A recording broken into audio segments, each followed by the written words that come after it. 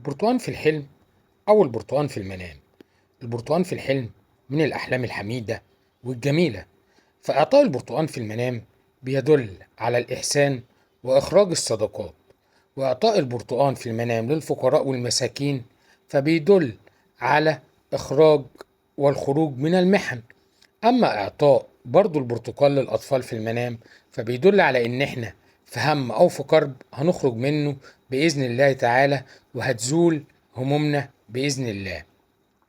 أما رؤية إعطاء البرتقال للميت في المنام فبيدل والعياذ بالله على زوال النعمة وعلى زوال الخيرات. وأيضا إعطاء البرتقال في المنام الأخضر فده بيدل على إن إحنا هنمر بضائقة مالية. أما إعطاء العصير البرتقال في المنام فبيدل على البشاير والأفراح. وإعطاء الميت البرتقال للحي في الحلم فبيدل على رزق مبارك وفرج قريب هيجيلنا في القريب العاجل بإذن الله. أما إن إحنا نشوف إن إحنا بنوزع البرتقال على القرايب في المنام فده بيدل على إن إحنا هنفعل خيرات كتير وهيحصل لنا أمور هامة وجلل. أما رؤية إن إحنا بندي شخص غريب البرتقال في المنام فده بيدل على إن إحنا هنقدم مساعدة مادية أو صدقة لحد.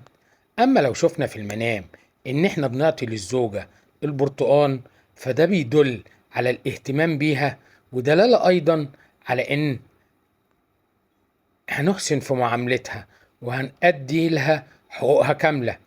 أما لو شفنا في المنام إن إحنا بنعطي برتقال فاسد للناس التانية أو للناس الأغراب فده بيدل على الخداع، وإن إحنا بنحاول النيل من الشخص أو الشخصة اللي بنعطيلها البرتقال.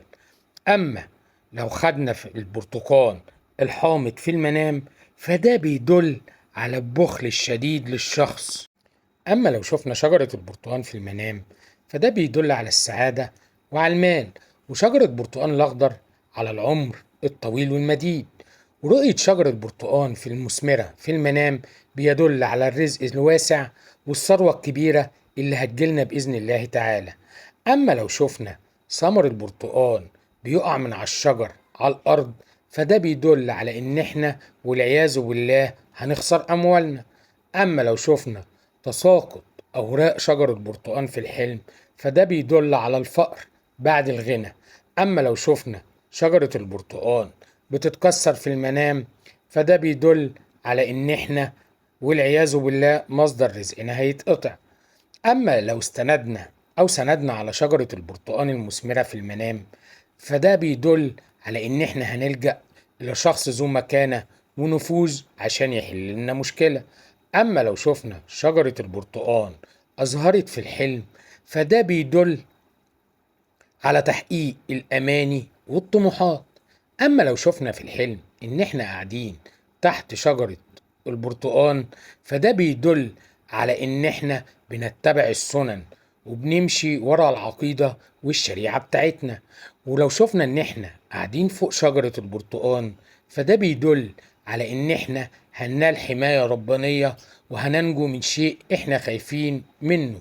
أما لو شفنا إن إحنا بنتسلق أو بنطلع شجرة برتقال فده بيدل على إن إحنا أشخاص متواكلين بنتكل على الوالدين في أمور حياتنا، والله أعلى وأعلم. لو عندكم حلم اكتبوا لنا في الكومنتات بالتفصيل بإذن الله وإحنا هنفسره لكم.